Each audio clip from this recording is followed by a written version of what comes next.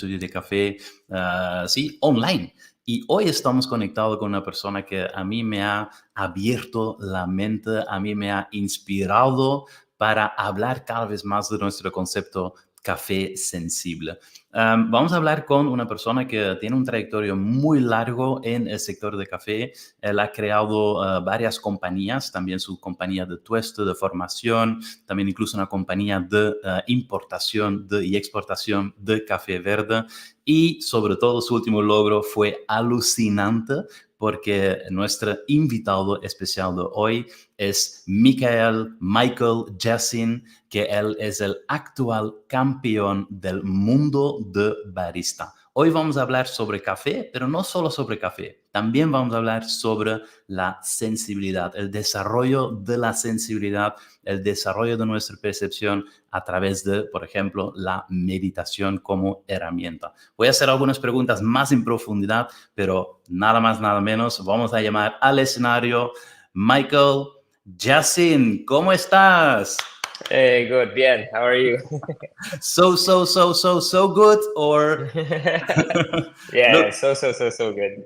hey, thank you very much for your time. Really, I'm appreciating it a lot because I understand with the recent the things that happened in your life, you're probably overloaded with work.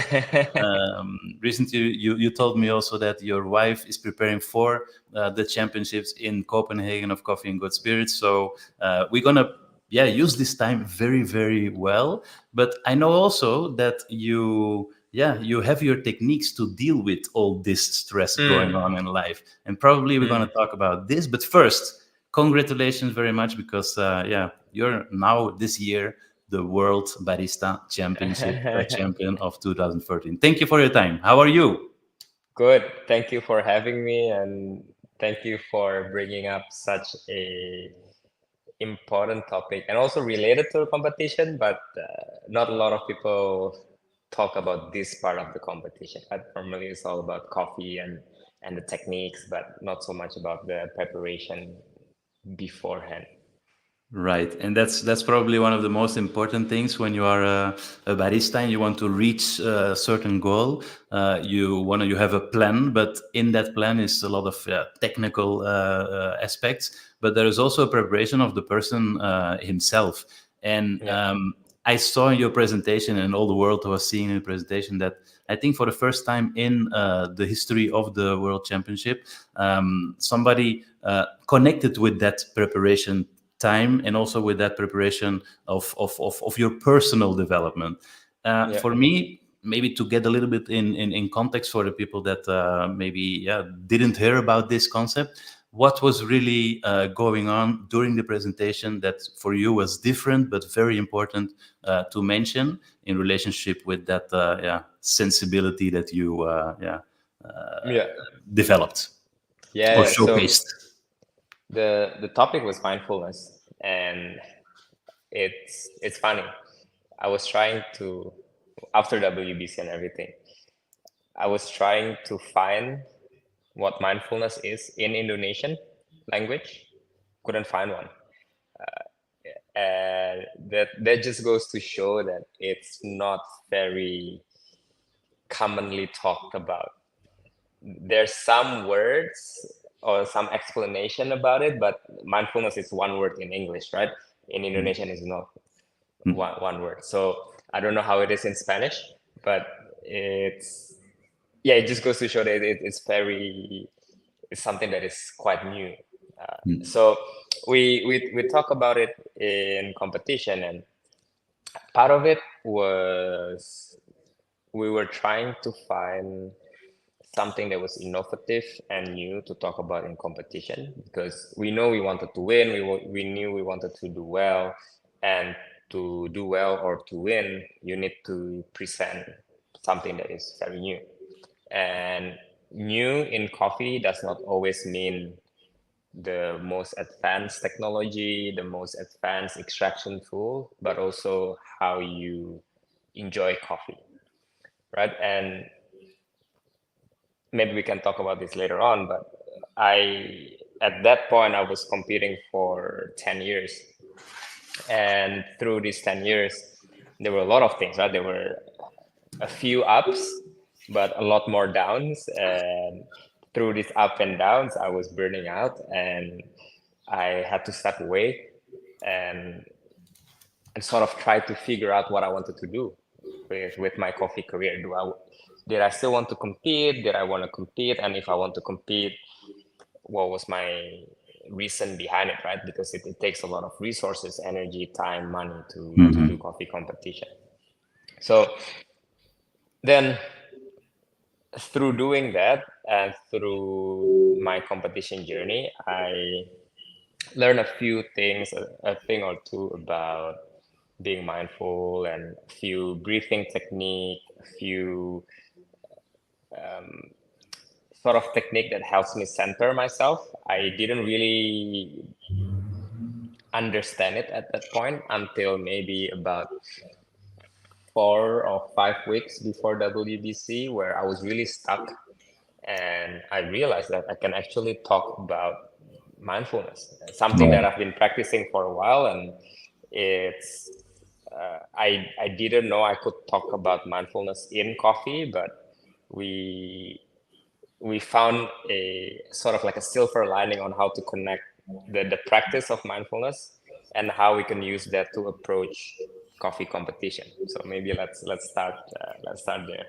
Yeah, look, I think it's also important that you go a little bit deeper on what did you mean by burning out, because that's maybe also a concept that is not clear for everybody. If you are in high stress, if you are in high competition, like what were the effects you perceived when you talk about burning out? What do you mean, really? Yeah, I think there's a couple of physiological cues of burning out, right? I mean, the word itself, burning out, means you're just like, say you're a candle, and then you light up the candle, and then for a period of time you can light up the room. But then if you don't manage that speed of burn, you'll eventually run out as a candle, and instead of lighting up the room becomes dark, right? And that's what was happening to me. I guess in English we say you're burning the candle from both ends, right? So it was very bright for a short period of time, and then after that it became very, very dark very quickly. And burning out was kind of like that. You were pushing, you were trying to chase your goal, you were trying to hit all these sort of successes, and you were trying to hit all these career milestones. But through that, and through maybe not resting properly, or not getting enough sleep, or trying to chase that dream, we forgot to stop, and we got very tired.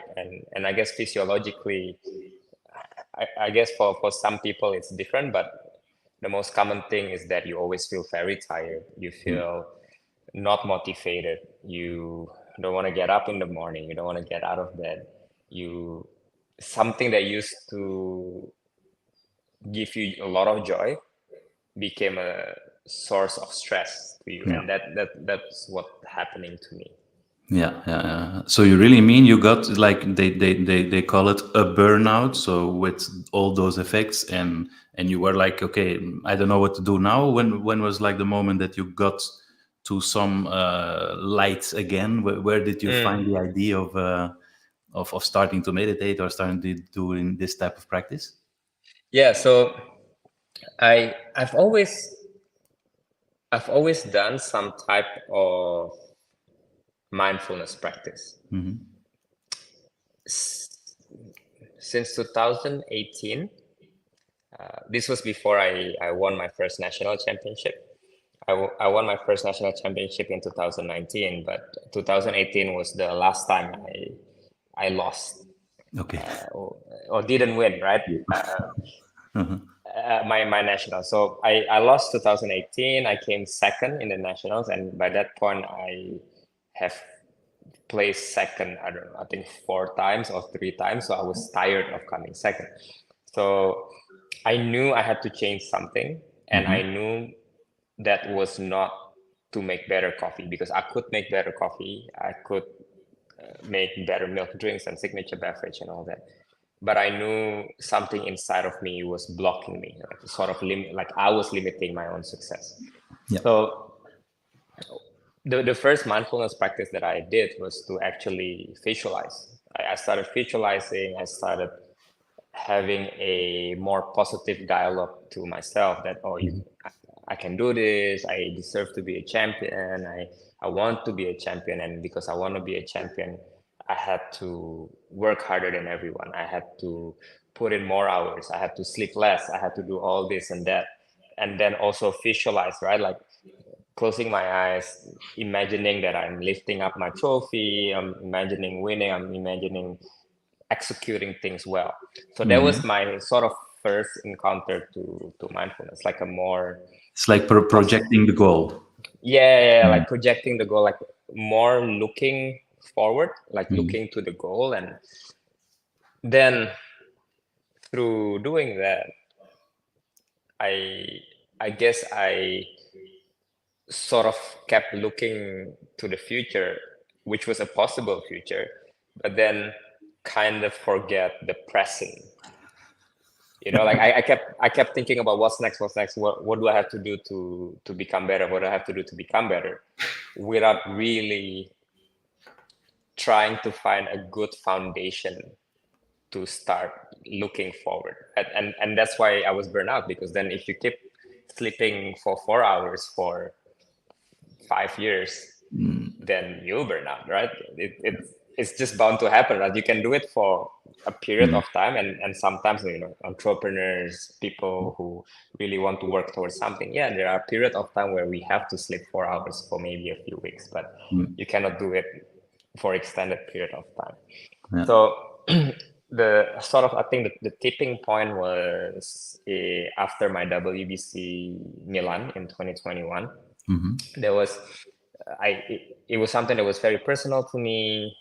We had a massive goal to represent Indonesian coffee, and we reached that goal, but we didn't reach my personal goal as a competitor to become to be in the WBC final.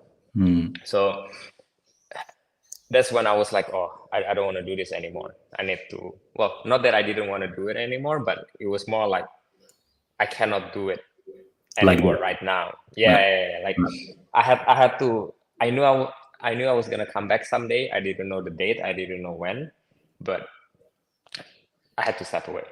And I knew I will come back one day, but I had to step away. So I knew I cannot completely detach from coffee because I want to come back someday. So I use it more as a active recovery in a way that I had to still do something about it, but not in the intensity that was as intense as before. And I started going to see a therapist. So I contacted my therapist maybe in sort of early 2023, maybe, or mid 2023. And I knew the goal was, it couldn't be to just become a better barista competitor, but I had to be a better human, right? Because competition is important for us as coffee professional, but it's only one small part of your life, right? Like your life is so much bigger than that. So I realized that to be able to be a good competitor, I have to be a better human being first. So I seek out therapy, and my therapist has this modality that is called internal family system, where basically the idea is that you have, or everyone has different parts of themselves, like not different personality, but you have parts that are more organized, you have parts that are more in tune with certain things, you have parts that are shy, you have parts that are more anxious, and sometimes when they don't sense leadership from you, like the true soul, your true soul, then maybe sometimes they can take over, right? And when they take over, things go out of balance, because then the organized part, when it's taking over, maybe can become Over-organized. over organized, right? So you need to be able to maintain this balance, right? So and through our work, we realized that to balance these different parts of me, I had to look within and to sort of have dialogues with them and try to find balance. And that's why in the final presentation, obviously I didn't have 45 minutes or No, 1 hour no. to talk about this, right? Yeah. I, So I really was thinking when you had yeah, that 15 minutes and doing it all in 15 minutes, I was thinking, yeah, this is a very, very compressed version of what he needs yeah, to yeah.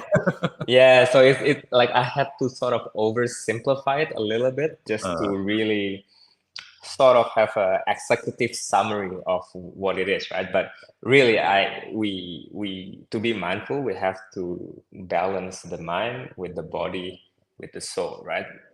In a lot of cases, my mind was the one that kept thinking, kept trying to figure out what's next, kept thinking about the possibilities, and the body is the one doing all the work, working out, making drinks, processing coffee, all these things. But then lastly, the soul was the one that was supposed to control all this. And if you don't have a balanced and centered soul, then everything else cannot be balanced, right? So we have to sort of harmonize this together. And it's something that I had to do and still am doing through different techniques like breathing, visualization, not sleep depressed, things like that, to be able to present it on stage. Yeah, that is very, very interesting because I think every entrepreneur, and now I see like an entrepreneur in front of me also, because it's not only the championships, it's also the things you do in your daily life. You have a few businesses. Can you resume a little bit what you do more, and then we come back to the importance of yeah of being in balance with all Yeah. with yourself mostly Yeah, first.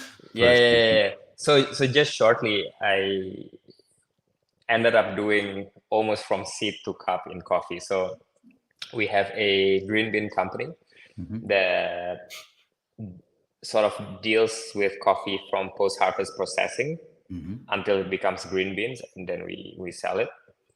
So not really from cultivation part, but just after harvest. And then I also have a consulting company where, yeah, so the first one is called Chatur Coffee Company.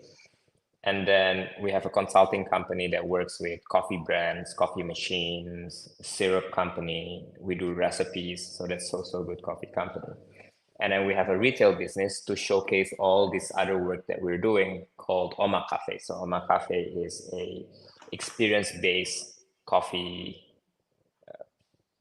experience cafe that people come, they don't just order a cappuccino, but they order a coffee, and then 3 or 4 courses will come with different experiences. Cool. So that's Yeah. really yeah. It's all founded by you or your partner in I those have businesses. business partners in different business partners in some of them. I like collaborations. I don't think I can handle everything by myself, and my skill set are quite specific, so I need a lot of people to help me to do the other things. Yeah, but that's already amazing, and mostly when because the people that looking to our channel most are entrepreneurs or want to start a business, and that's maybe the part we never talk about, no, that all that stress coming up, and you have a fire in yourself for during a certain time, but when if you not fuel it enough, if it's not balanced like you thought, then really it can really go crazy when Burn you out there. yeah, you can really burn out. but but the thing is to talk a little bit more about that, and specifically about how that helped you in 1 or 2 years more or less, because you're talking about 2023 when you really started to make that changes. That's right.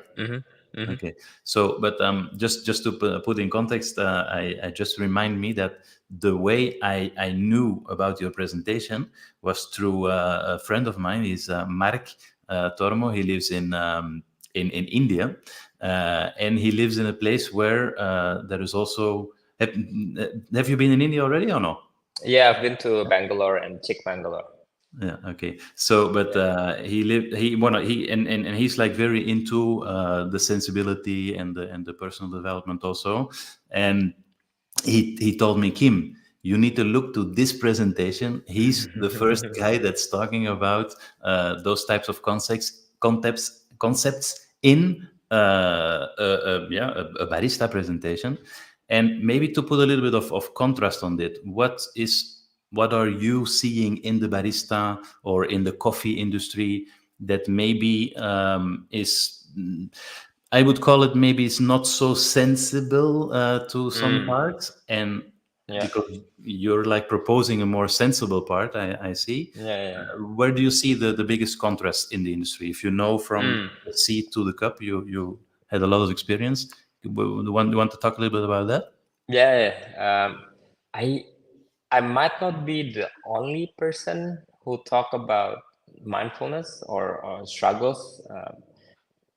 I think Jana from Germany in 2021 talked about she has anxiety and sort of link that to how coffee grows under extreme stress, but maybe not to the point that I presented it.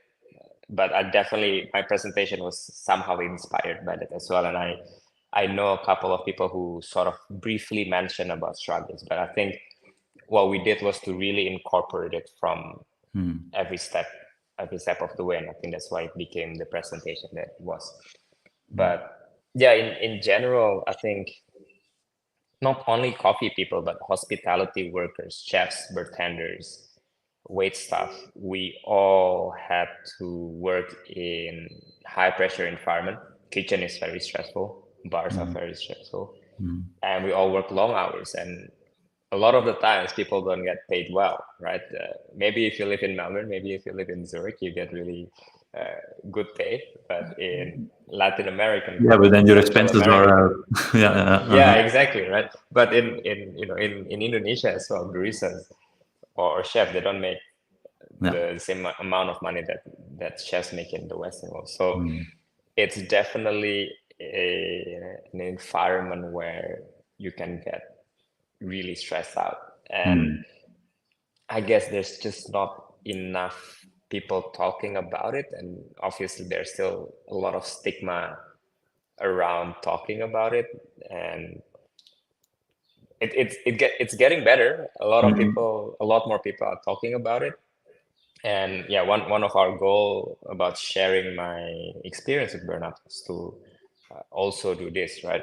And that's why we also remind people to stop and smell the flowers, because then it can start from a very simple act of enjoying coffee, right? We live in such a high-paced world with a lot of distractions, our phones, Instagram, all these things.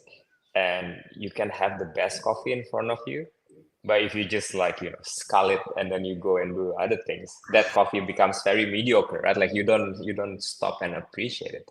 Whereas you can get a normal day-to-day coffee, but if you really slow down, you smell the aroma, close your eyes, think of a happy place, and then really take a couple of minutes to enjoy that normal coffee can be the best coffee ever that you've ever tasted, right? And that's why if people who've been to a coffee farm and they're not like from a coffee farm, normally coffee tastes better at coffee farm with like all the equipment are always very like basic equipments, right? Like you don't have all these fancy gadgets, but the coffee normally tastes a lot better than what it is on stage or like in a cafe. That's because like the view is pretty, you're looking at the view, you're with the producer and you're sharing all this beautiful moment, and that's why the coffee tastes better.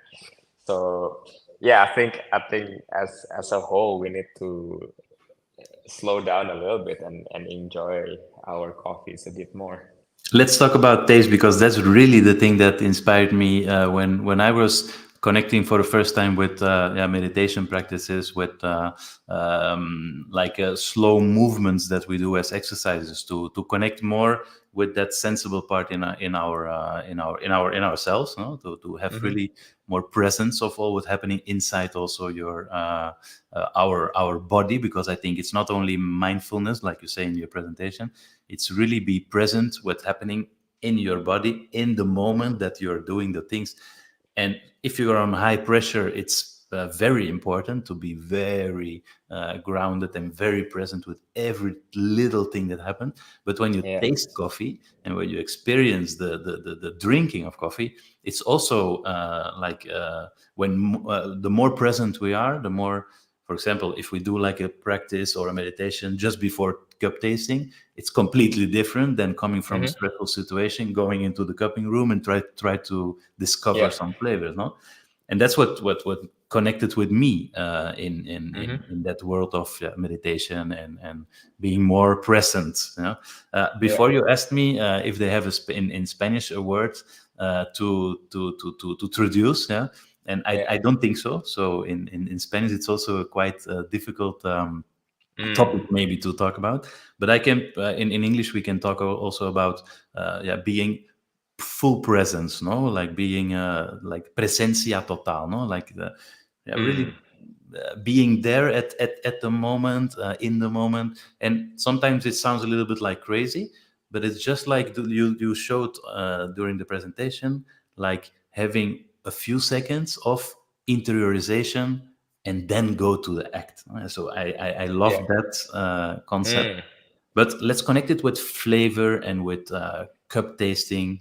Do you do, for example, meditation practices before you're going to go like a really good cupping or preparing your presentation?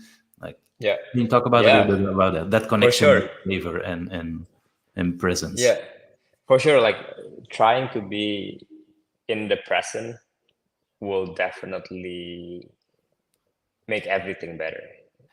If you're the barista competitor, it will make you perform better. If you're a customer or the judges, it will make you be able to taste better, right? And then a lot of the times it comes from the realization that you are in control of what you're about to do or you're about to perceive, right? Because like from the competitor side, we're, you know, when we roll out, we set our grinders before the performance time. It's very stressful, right? Like a lot of time has been spent on this and a lot of people watching. You've trained for, by that point, you've probably trained for a really long time, months and months and months.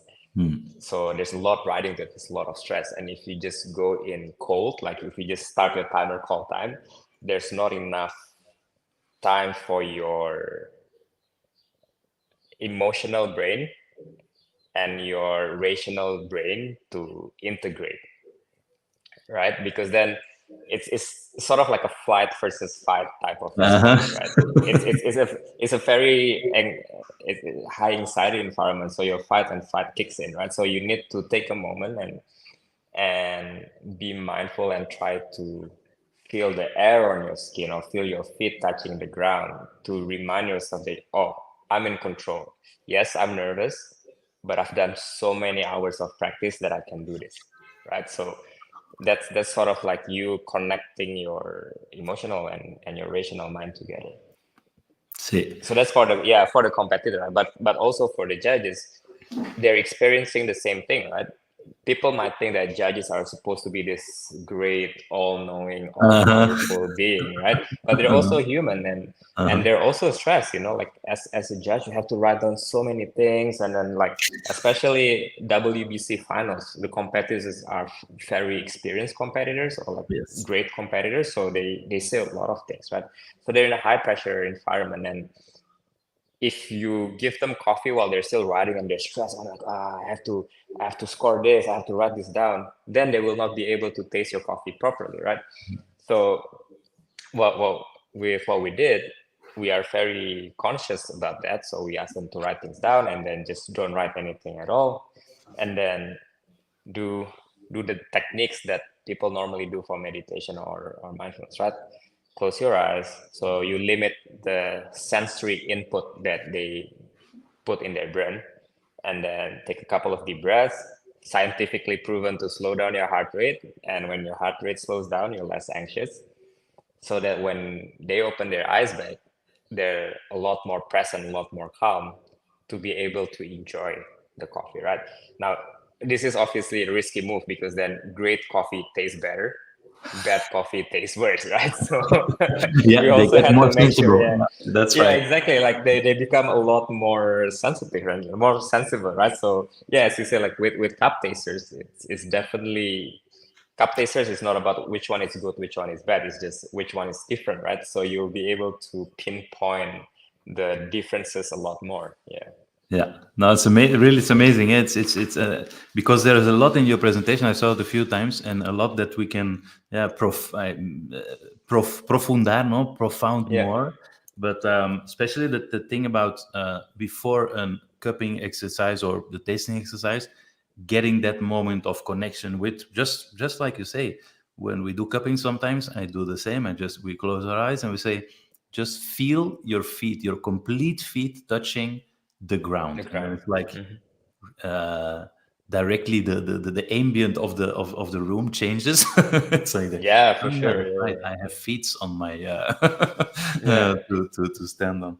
Look, there is another thing that because there is also a few questions about more about the coffee that you use, because we are in a community with a lot of coffee producers. Mm. And so the question that came up when I reached out to my community, they were mostly about why this coffee, why what was surprising you in it. So I want to have a little bit of time for that also. But Hmm. going back to what is the journey you made your judges feel or experience, you did a few things that I, I need to tell you, I don't watch every barista competition. I just like a little bit. No, Yeah. I'm in the coffee industry, but the barista part is one side of. But the thing Hmm. is, you were moving the judges around. That was something was Hmm. like, that happened before. I don't know the meditations, and you use a lot of concepts of contrast. So the Mm. touching of the glass, the contrast from the texture. That's also techniques to to teach and to be Yeah. present of what's happening. Can you talk about a little bit about the movements and the contrast part? Yeah, for sure. Well, we definitely, since the topic was about mindfulness and harmonizing the mind with the body, with the soul, we tried to play around with basically all three, the mind, the body, and the soul, right? And with the mind, I guess it's more slowing it down. At least from the judge's perspective, it to slow down their mind. That's why they have to close their eyes. They have to take a deep breath and all that. And the body part was the walking around and the tactile sensation, right? So the walking around came about because it's kind of like we want them to clear their mind, because then sometimes when things get overwhelming, you just need to go for a walk and get fresh air, right? So that's the idea. And I guess when we're talking about clearing the mind and mindfulness, they'll get it straight away, because then I also say that, oh, let's take a walk to refresh the body or to clear the mind. So they'll get it. And also it looks very cool. It's something that has only been done maybe once or twice by other competitors, Has but been done not, before. yeah, in WBC, but not to the extent that we did it. Because then the way we did it is not just, sometimes people just, or you have the judges standing this way and then turn their back to the other table or move to the other table. But this one, I think it was one, two, like five different positions, I think. Okay. So Yes. they had to change around a lot. And I get this inspiration from a few fine dining restaurants that move people around, right? They start the first three courses here, and then they take the diners to like their prep room, their fermentation room, their kitchen to show Yeah. things. So I think world coffee judges are quite experienced enough. I'm sure they've gone to fine dining places. They've gone to these places to experience that, right? So we did that, and also as you mentioned, yes, the contrast of the roughness and the smoothness of the cup. It's another technique to help them be more present, because then normally coffee people stay away from rough surface, because I guess the belief is that when you're touching a rough surface and you're drinking coffee, then your coffee will not taste as smooth. But Okay. then it's something that like a lot of sensory science sort of point at. But then the way we use it was that to actually pinpoint the roughness. Like the yeah. So Yeah, Like a so that reference. they so that they can appreciate the smoothness that comes after that. So yeah, instead of shying away from it, we just confront it and use it to our advantage. Yeah, really amazing, really amazing. The more we talk about it, the more I realize that there are lot of teachings in this for all the coffee people. Let's talk a little bit about the producing part, the coffee part. First, Indonesia is a producing country, so Yeah. you're submerged in the coffee world over there. We know that Indonesian is mainly the robusta production also, but I guess in Arabica there are a lot of amazing coffees. Instead, that's maybe like a thing that some people can ask themselves. No, you are from Indonesia, but you used coffee, for example, from Colombia and from Panama. Maybe you can talk first about why that decision, Sure. Yeah, and yeah, then yeah. afterwards, going deep in the coffee and the processes Yeah. also. Yeah. So, I mean, to be honest, we just couldn't find Indonesian coffee that could score that high because, as I mentioned, the goal this year was to win, and to be able to do that, we have to find coffees that, according to the WBC score sheet, score high. Doesn't mean that other coffees are not good or is bad because they don't perform well at WBC, but WBC just rewards different type of coffee, right? So I did that in the past. I used 100% Indonesian coffee in my last WBC in Milan, and it was really great. And that's coffee that Chatur produced, like our company produced. We work with the farmers. We really taken it from a very normal entry-level specialty coffee to a high cupping score. But WBC is like the F1 of coffee, right? You need to have like every single point counts, every single second counts, right? So the difference at the level is very, very small. And coffee is not something that you can improve greatly very quickly, because then you have to wait for harvest, and then that's another year before you can improve it. So I think we're close, but we're not quite there yet in terms of being able to win. So because of that, and because I've done it in the past, and now Indonesia has Cup of Excellence. So all these factors make me sort of be at peace about using other countries' coffee. Because then, my goal was to win. So I had to be a little bit ruthless in that department.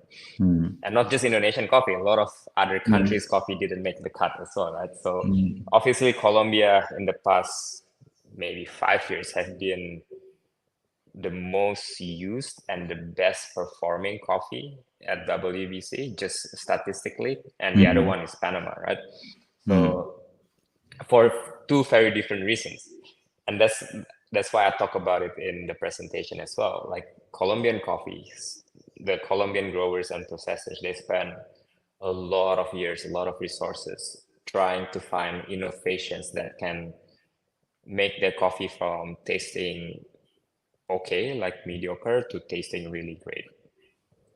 And it's a very wide collective effort, not just one or two farmers, but literally everyone in the country have risen their game so high that you can go to a lot of farms in Colombia, and they have a similar style of coffee.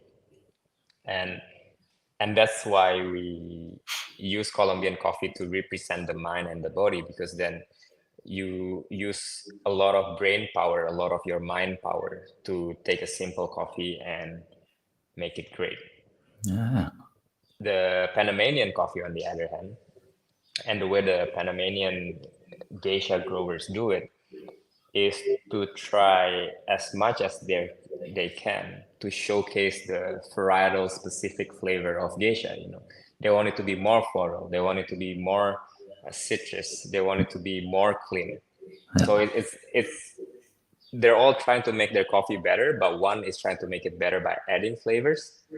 The other one is trying to make it better by stripping away everything else and showcasing the true terroir and varietal characteristics of the coffee.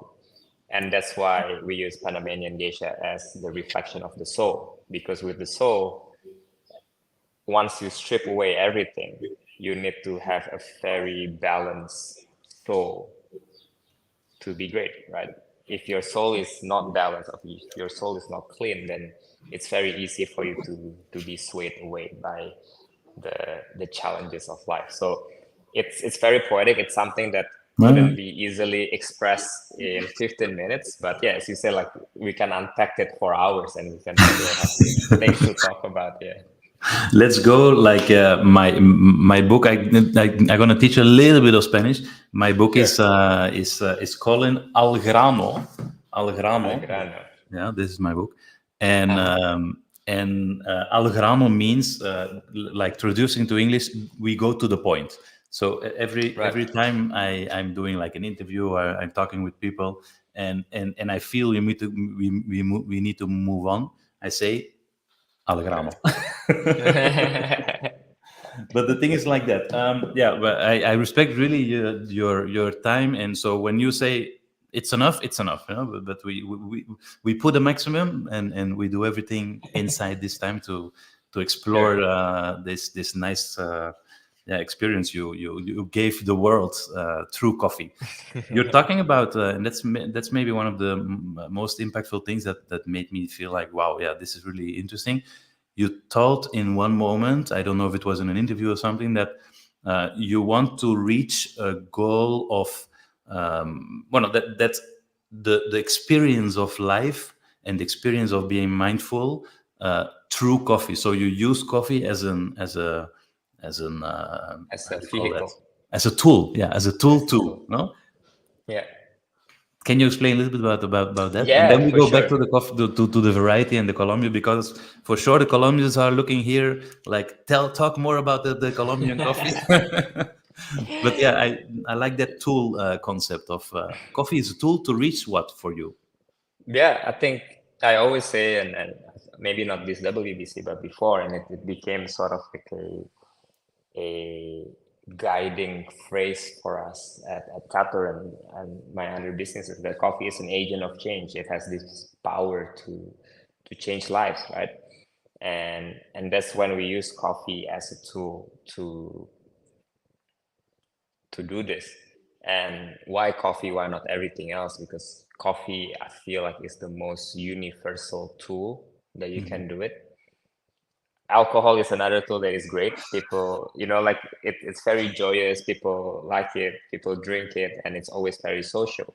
But not everyone drinks alcohol, right? Especially in my country, like not like there are a lot of Muslims in this country, and then they And don't there drink are also a alcohol, lot right? of strange consequences to Yeah, alcohol. exactly, right? Yeah, or you can use tea maybe, or you can use other things, but coffee is very universal and it's widely accepted by anyone. And Uh-huh. even sometimes when you want to go and have a chat with someone, you say, "Oh, let's go out for coffee." You don't really need to drink coffee; you can drink anything else. But the phrase is "let's go out for coffee," right?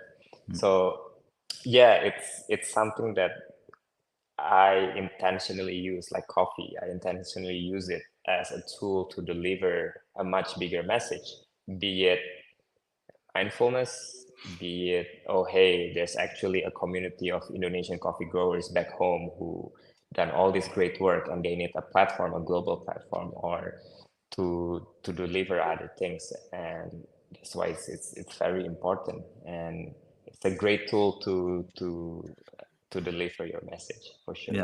Yeah, yeah, and to make life better and to yeah to really learn. And I think that's also very important to learn about yourself, because you were talking, and some people see entrepreneurship as being a tool to being a better person, because it puts yourself in situations where you need to show a different Yeah, person of you. If not, you're gonna go just yeah. Crazy, no? But yeah, another concept that you talked just about, when you have coffee, for example, in Colombia, to make it from good to great. That's right.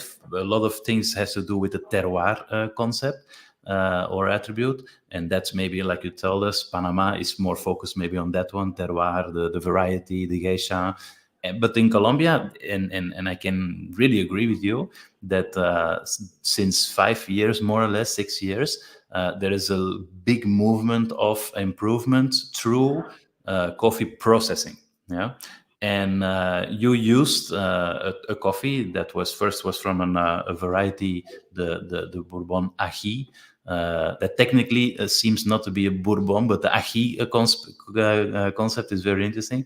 But then those producers, they really transform it to a coffee where you can develop and create amazing flavors through alcoholic fermentation or through other processes.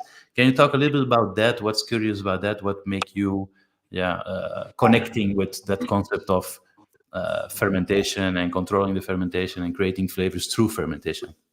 Yeah, sorry, I lost you for a good part of that long conversation. But so you're asking about the concept of fermentation in coffee? Yes, and why? What's connecting with you in that concept? What's your vision about that? Yeah, so definitely fermentation is a great tool to elevate coffee flavors, and that we're going back to that concept of the mind where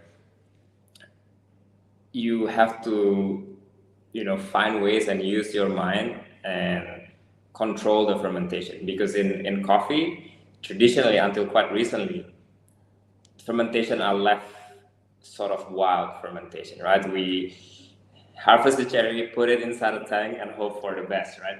And Spontaneous fermentation. yeah, very spontaneous. But if you see other more established industry like wine or beer, they really spend a lot of times, putting the yeast into catalogs or doing between batch protocols, sanitizing things. They really think of it as a tool and as a vehicle to achieve certain flavors. And Colombia has done such a great job about this, where they approach coffee as a food product and they think of it as other food as well. It's like from the soil, and then after they harvest, they clean all these other microbes. We're using different tools, and then fermenting it, controlling the fermentation with different tools, and then drying it in a certain way. So it's something that I really think other producing countries should try and learn from, especially Indonesia, right? We always want, like Indonesians, we always want our coffee to be great. We always want improvement in our coffee, but it cannot just happen from one part of the processing chain. It has to be more holistic, kind of like being mindful, right? You gotta harmonize the mind, the body, and the soul. And making great coffee is like that. You cannot just look after the soil. You gotta look after your processing as well. And then after processing, you gotta look after your drying. And then after drying, you gotta look after your storing and then your logistics. It's a whole chain. And yeah, that starts from fermentation. Yeah, no, that's really amazing, because I just want to share you an experience. 5 years ago, I met like a biochemist, chemist, Julian Cucuñame, and I was in Colombia in his like little farm and lab, and he was applying the knowledge of wine and things in the coffee processing, because he worked at the winery, etc. And I was like, whoa, this the world needs to know, because I saw that all happening with coffee. I never saw it before. The only thing I knew 6 years ago about fermentation was, okay, they ferment the coffee to wash it afterwards, and then that's it, no? And that was the explanation we could give 5 years ago. But then I heard him and I said, this the world needs to know. So we started working together, and we put up his Instagram. We created online courses about it. And now we have like more than 500 producers in all Latin America, because it's in Spanish, implementing that controlled fermentation technique. So, and most of them are Colombians, because he's also from Colombia. So that's why I feel very proud also about the Colombian coffee scene, because they really, like you say, they see it as a fruit. They really get into those chemical part and the controlling part of it. And I think it's amazing. And that's why I just want to tell you that Indonesia, for sure, also can be at that high level implementing those type of techniques, for sure, because we saw varieties that are normal quality, really inclusive low quality, and through a certain type of fermentation, you get like, wow, cleanliness, flavors. It's amazing. Even robustas. Yeah, for sure. So wow, yeah, no, that's. I like to in another moment go deeper on this one. Just to resume and then to finish this interview. Really, thank you very much for your time. We call that concept of being more present to our senses, our seven senses. We call it a concept, and the name is café sensible. Yeah? I don't know if you resonate with that. What would it mean for you if I say to you, café needs to be sensible, café sensible? What comes up in your mind? Good question. I think we definitely don't have that in Indonesian language. So, like, when I hear about it, I guess it's involving your senses to enjoy coffee and approach coffee. And I only know 5 senses, but I'm guessing the other 2 senses are something within you, using your soul, your mind to also taste coffee, right? It's not just the taste, it's not just the smell, it's not just the visual of it, but definitely something within. And through my experience in Busan and getting ready for it, I realized that you do have to amplify the other 2 senses to fully enjoy coffee and also to fully utilize the changing power of coffee, right? To use it not only as a vehicle, but really a complete war chest of changing power. And I think when you say café sensible, then that's what it sounds to me. It's much more than just drinking coffee, but really the full power and potential of coffee. Wow, thank you very much. Really, the senses, the sixth sense, and it's like when it's also in science, it's recognized. It's like the proprioception. Yeah, it's the proprioception is the sense of where am I in a space. Yeah, the sense of being in a space. Even with your eyes closed, you can touch your nose, and that's a proprioception of your body. Right. And you have another sense, that's the interoception. That's what you say, like the what do you feel inside of you when certain things happen, and what does it tell you, what does it mean for you? So that's like the learning process of the other senses, and to use it in coffee. Oh yeah, Michael, thank you very, very, very much. We have here our friend from Cuba Biotech also here. So let's say hi, Julian, ¿cómo estás? He says in Colombia, we really have exceptional coffee, many of which are much more expensive and complex. They are great of quality, and we compare them with other coffees in the world. Right, that, and yeah, that's right. The fermentation, the control fermentation. We talk a lot about it, but probably there is a lot more to be investigated and to be shared with the world to really implement the controlling of the fermentation. No? Because, like you say, a lot of fermentations are spontaneous, and that's sometimes very great, and sometimes not so good coffee. But yeah, the last words you want to share with our community, Spanish community, maybe. Talking about what's going next, what's going to happen in a few months, few weeks even. Sure, yeah. Well, definitely thank you for tuning in. I don't get to spend much time with the Spanish-speaking coffee community. It's great to connect to a very large coffee producing region as well. I somehow always feel very connected to Latin America and producing countries, because there's so many things that I could relate to, right? Like coming from Indonesia, producing country, the challenges that we face are similar the farm sizes are smaller, the struggles are very similar. So yeah, thank you so much for tuning in. I hope that we can all learn from each other, and I wish to visit the region very, very soon.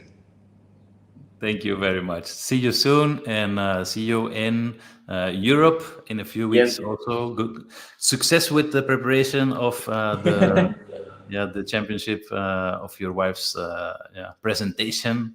And let's drink a café sensible. See you. See you. Thank you very much. Thank you. Bye bye. Thank you everyone for tuning in. See you soon. See you. Ciao ciao.